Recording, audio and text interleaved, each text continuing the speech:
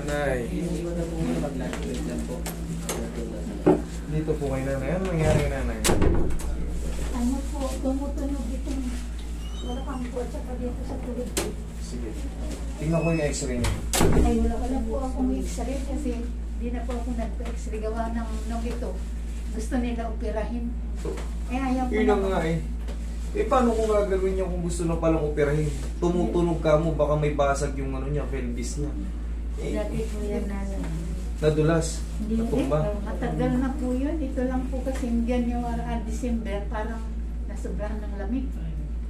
Mami, paano natin i-adjust ng malakas? So, kaya ko namang i-handle yan. Makita ko lang yung bone structure niya.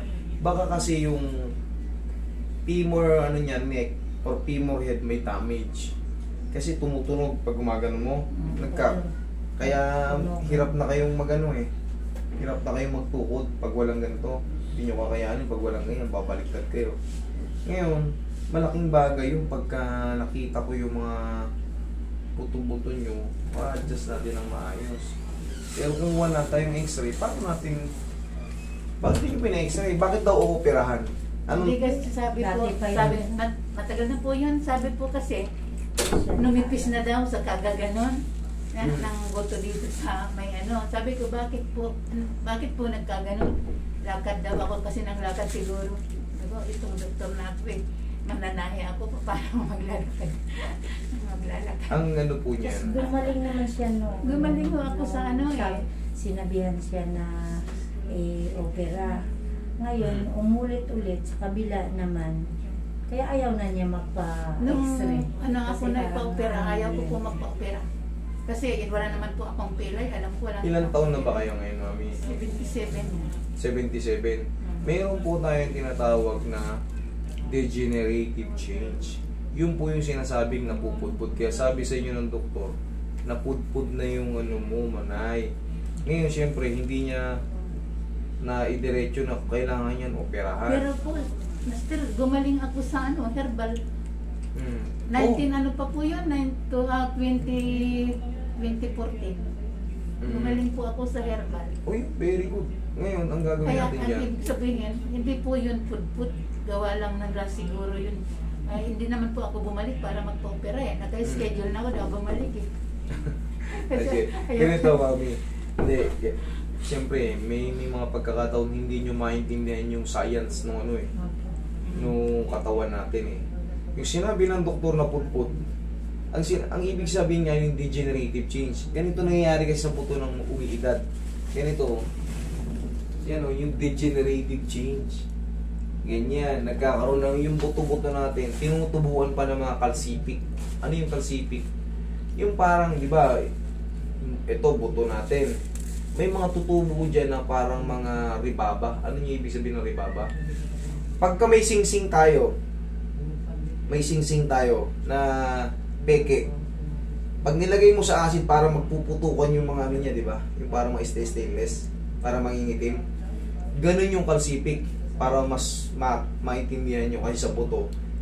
Sabihin natin, siyempre hindi naman tayo lahat nasa medical field eh. Hindi nyo maintindihan. Para siyang may mga tutubo-tubo na rurupok yung buto natin na may mga tubo-tubo mga ano. Ngayon, pag ginanon mo, may tumutunog para may mga sumasayad sa ayad. Ganun na sa kanila. Normal lang yun sa mga, malang naman yun, which is normal. Sa mga umiidad katulad nyo, 77 years old. O, pwede ito na kayong tawaging matanda kasi lumagpas na kayo 75 eh.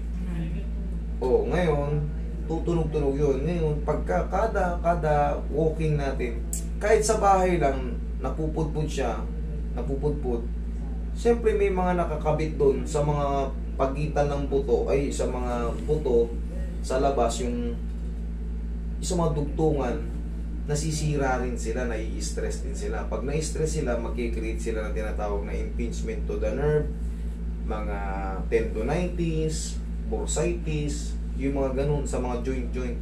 Example lang yun, pero yun talaga yung mga ano. Ngayon, pagka mayroong mga ganun, kikirot-kirot siya. Ay, matutulog ka. Parang humihinga yung mga nerve mo, gumaganon-ganon. Ay, kumikirot-kirot. Ganun lang yun. Kaya't sinasabi nyo, wala kayong pilay. bunga po ng pagtanda natin, nasisira yung mga joint natin. Ngayon, kaya sinabi kong, kasi na-alarma lang ako nung sinabi sa akin, dapat nga uoperahan na ako eh. Bakit kayo operahan kung walang naging problema? Ngayon, yun ang gusto ko makita, yung naging problema. Kung sakaling hindi naman kailangan pa-operahan, i-adjust ko. Pero kung hindi ko makita yung loob-looban, kumbaga, Tagal na po yun. bone structure. Tagal na po yun. Nung 2014 pa ngayon. Ito yung kanan. Ngayon ito ng kaliwa. Ano ngayon, parang pumalit ang kaliwa. Sige, saan banda yung masakit nanay? Dito po sa may balakang ko. Tapos, ano dito sa tuhod. O sige. Ano na lang natin si nanay? Siyempre, pumunta si nanay rito. Kasi, Ina-assess ko naman na maayos. Sabi niya, wala naman siyang pila, hindi naman kayo natumba. hindi po. Sabi Ay, naman, bunga lang ng katandaan niya. sabi naman nung manghihilot na isa, may naipit daw na ugat. Ayan, sakit naman.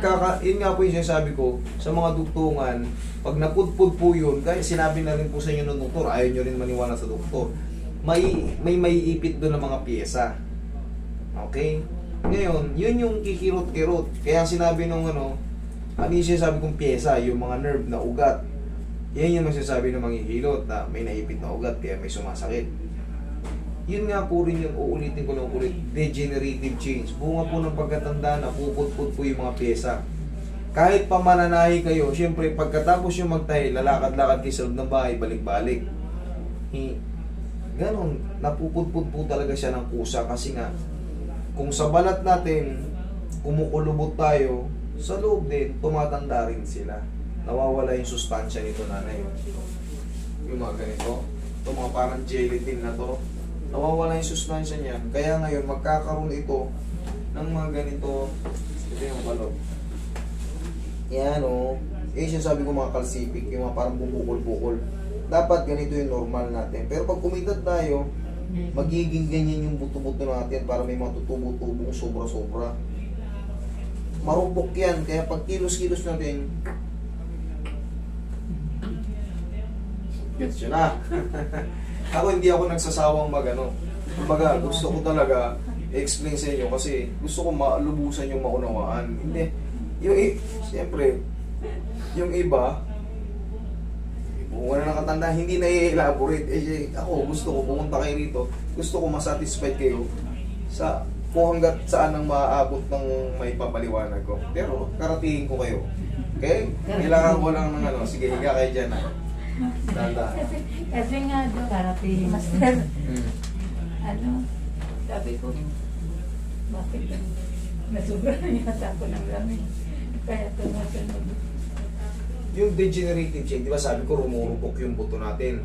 Pag malamig ang panahon, pag rumurupok ang buto natin, nangingilo. Kaya kumikirot-kirot. Kaya magtataka ka, kaya kahit nakahiga ka, aray, may masakit dito ko, aray. Pag tumatagilid nga po ako, yan, lumalagatok naman. Ayun nga po yung kikis-kis-kis. Okay? At least, kahit pa paano, nagkakaroon kayo nung nakakasabay kayo sa paliwanag ko. Kasi pag pinalalim ko yung paliwanag, hindi nyo rin maintindihan yung mga medical term. Kaya doon tayo nagpupokus sa degenerative change. Sign of aging. Bunga ng pagkatanda. Okay, relax lang. Kaya napupulpul. Gets yun na ha? Sige, malakas kayo palagi. Dito naman sa tuhod, ganoon din yan. Napupulpul din yan sila. Yung mga meniscus natin, o hindi nyo maintindihan yung meniscus, sabihin natin yung lubricant sa gitna. Yun ang meniscus. Hindi kasi tayo pwedeng putok agad. Automatic may palaman yan. Hindi tayo pwedeng butos femur bone, tibia kagad, wala nang pangpagitan. Hindi po pwede, magkukuskusan kagad.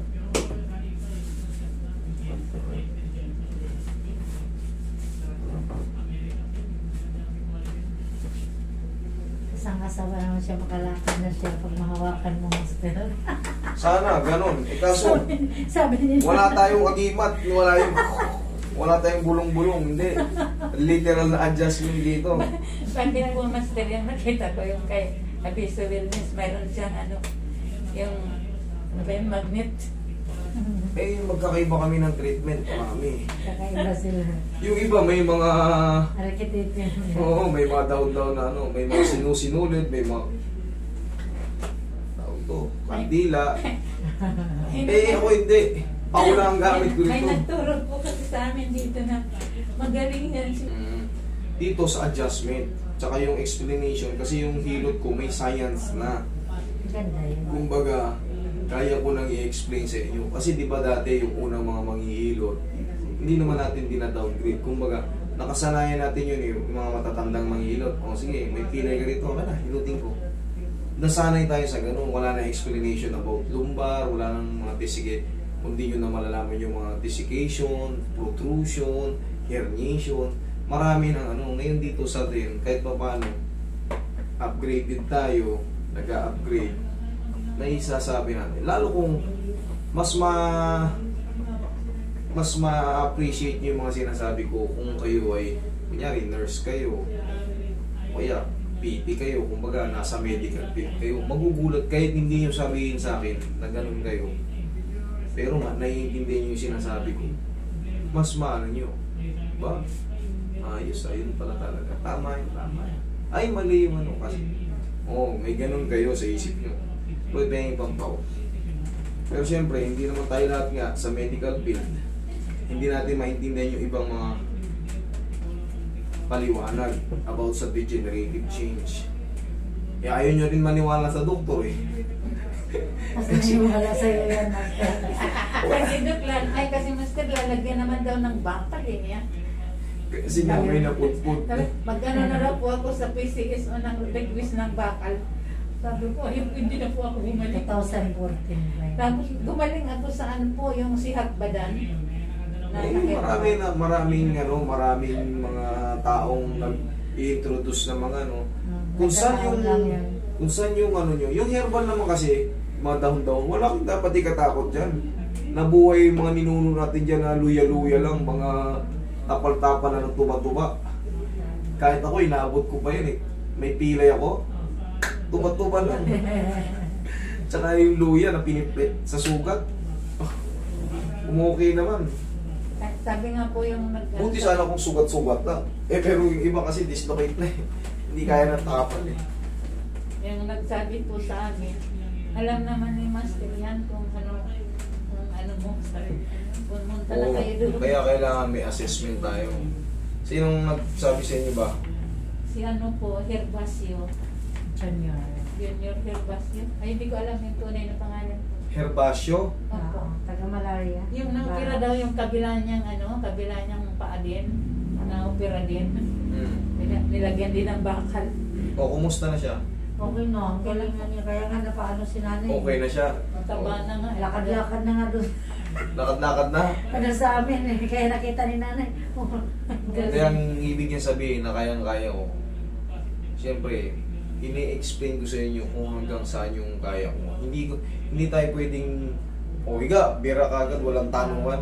Siyempre, kailangan tanungin ko muna kayo kung ano nangyari sa inyo. Eh kung mabali ko. Kunyari, may fracture pala kayo dati. Tinitik ko na ngayon, na-fracture kayo lalo. Di. Lalong naloko na. Imbis na baka isumpa nyo pa ako. Sinira ako nila. Roy. Imbis 2 million na ang views namin.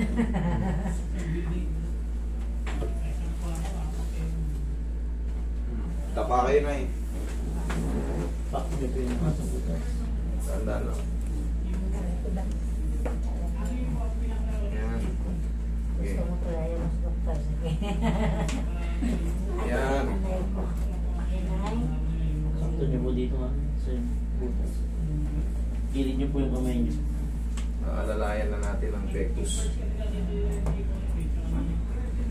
Yan. Sige, shoot yung mukha niya na eh. Lapag nyo lang. Yan.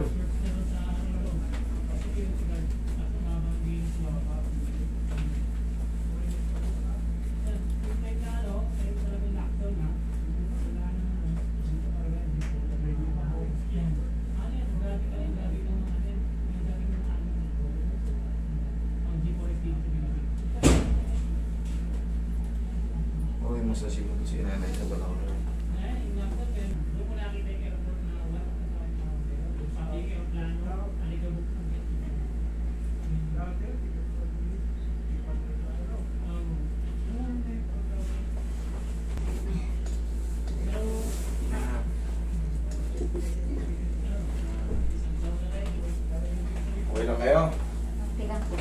Sige nga, testing na tayo.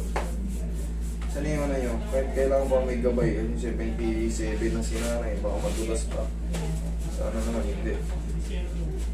Lakad. Ano mas magaan? Ano mas masakit? O mas lalong sumakit? O Wala na po.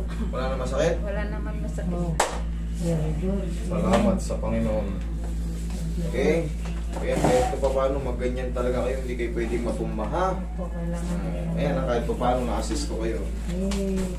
Salamat. Thank you, Master. Hindi po. Salamat.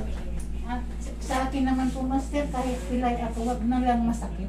O at least walang masakit na ngayon. Wala na pong masakit na ano. Kasi pilay na nga, ang sakit-sakit pa. Thank you naman. Ayun, salamat po. Saan ba mga ano?